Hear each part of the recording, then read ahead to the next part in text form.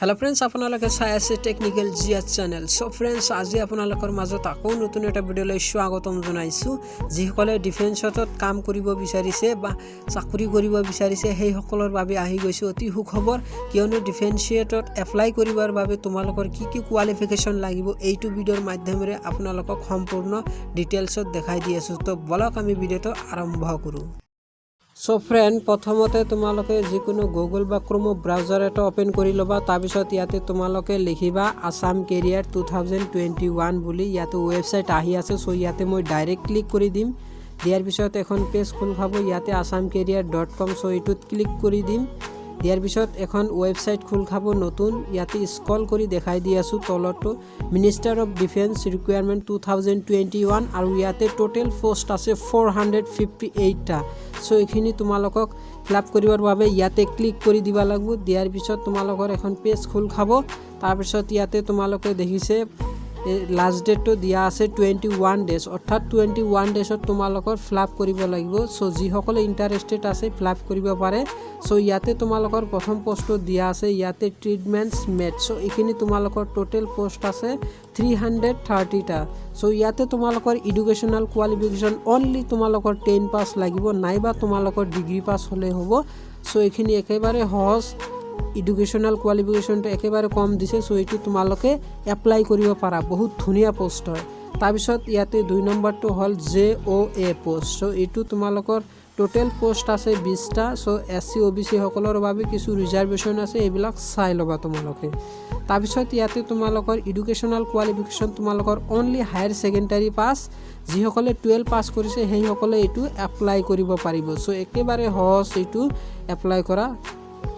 তাৰপিছত ইয়াতে তোমালোকে দেখিছে 3 number material assistance MS। So এইখিনি তোমালোকৰ টোটেল পোষ্ট আছে 19টা, চাইছেনে। তাৰপিছত ইয়াতে তোমালোকৰ এডুকেশ্যনাল কোৱালিফিকেশ্যন হ'ল গ্ৰেজুৱেট পাছ হ'ব লাগিব, নাইবা তোমালোকৰ যিকোনো ইউনিভাৰ্চিটিৰ পৰা ডিগ্ৰী পাছ বা গ্ৰেজুৱেট পাছ হ'লে হ'ব। সো এইখিনি তোমালোকে চাই ল'বা।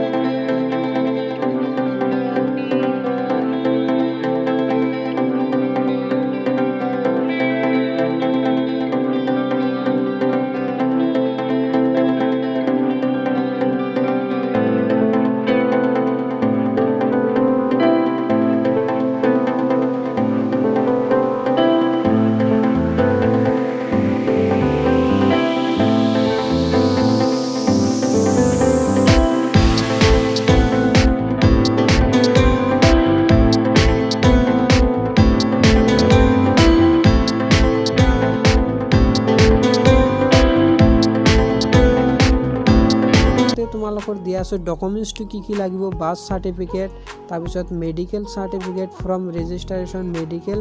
সো এইখিনি তোমালোকৰ যদি ফিজিকেল কিবা ফিটনেছ আছে সেইবিলাক চাৰ্টিফিকেট দিব পাৰা। তাৰপিছত তোমালোকৰ কাষ্ট চাৰ্টিফিকেট লাগিব। তাৰপিছত তোমালোকৰ OBC যিসকলৰ আছে সেইসকলৰ বাবে চাৰ্টিফিকেট লাগিব। সো ফটোগ্ৰাফ এই সম্পূৰ্ণ তোমালোকে দি ফিলআপ কৰি ল'বা। তাৰপিছত তোমালোকে ফিলআপ কৰাৰ পিছত একেবাৰে সম্পূৰ্ণ ফাইনাল সাবমিটটো দি দিবা। মই ইয়াতে দেখাই দি আছো ডেটটো কিমান তাৰিখৰ পৰা আৰম্ভ হ'ব। সো ইয়াতে 16 জুলাইৰ পৰা আৰম্ভ হৈ যাব আৰু তোমালোকৰ এইটো লাষ্ট ডেট 21 ডেজ দিছে, 16 তাৰিখৰ পৰা আৰম্ভ হৈ 21 ডেজ লৈকে। সো এইখিনি তোমালোকে চাই ল'বা। তাৰপিছত ইয়াতে তোমালোকৰ দিয়া আছে তলত অকণমান স্ক্ৰল কৰি দেখাই দি আছো এইটো এপ্লিকেশ্যন। সো ফ্ৰেন্ড ইয়াতে যে তোমালোকে দেখিছে ৰেড কালাৰৰ ক্লিক হেয়াৰ, ইয়াতে পেজটো ওপেন কৰি দিলে। সো ইয়াতে ক্লিক কৰি তোমালোকে সম্পূৰ্ণ ফিলআপ কৰিবা। সো এইখিনি আছিল ভিডিও। যদি তোমালোকৰ ভিডিওটো চাই কিবা ভাল লাগে তেনেহ'লে প্লিজ চেনেলটো ছাবস্ক্ৰাইব কৰিব। ধন্যবাদ।